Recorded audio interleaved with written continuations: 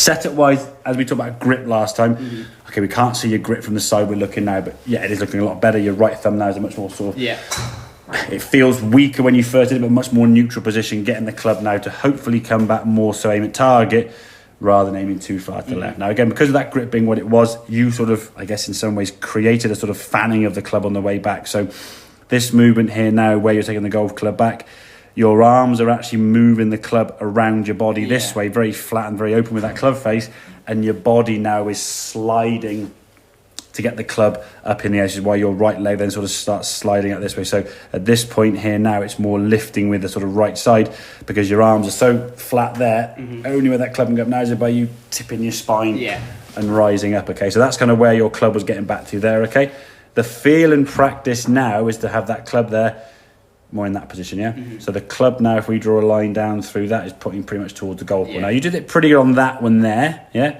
up the top of the backswing, good. Either the next one or the one after that, you don't go back quite as well. This one's okay. Yeah, that's good. Yeah, that was a good one. Okay, and then top of the back to the club now, the lead arm and your leading edge of your golf club are basically in line. Okay, and that's what we're looking for at the top of the. That's a really good position in fairness. Okay.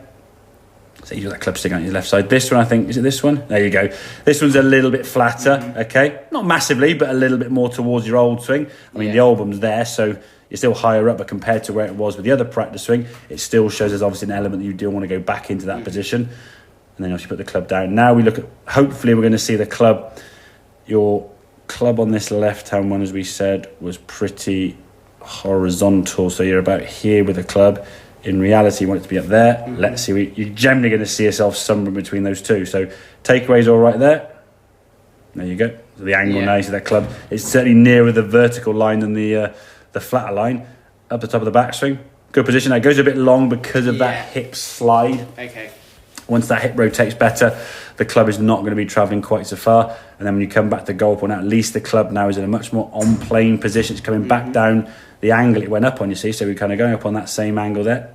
A little bit flatter, but generally speaking, the club's going up on one angle and coming back down.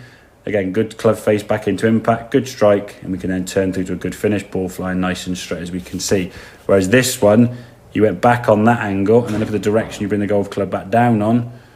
It's a very different direction, So you're going back on that angle and redirecting it. Now, sometimes you can redirect it well, sometimes not, but trying to time that movement there now. It's gonna, you'll get it right sometimes, which is why it's some good shots, but more often than not, it's going to be a little bit ground first or a bit thin or whatever. And that ball going left. In terms of impact, and we're going to use this little wall in a second, I'll show you this, okay? So I'll try and draw on here as best I can what we're going to look for. This is going to be more so kind of in practice away from the range, or certainly away from the golf course, all right?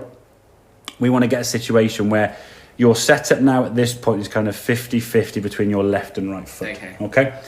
At impact, we want to see a position where your left hip has basically moved towards target. So your left hip is over your left foot, and your weight has shifted over to that left side, okay? Now, if your hip in the backswing moves this way back towards the camera, you've got another long way to go back that way to get to where you want to get to, hence why you're not able to do it very easily, okay? If we can get a pivot now, and we'll use up against the wall here, if we can pivot this way, my left hip's only got to move there, and I'm already there. If I do this, it's now got to move up.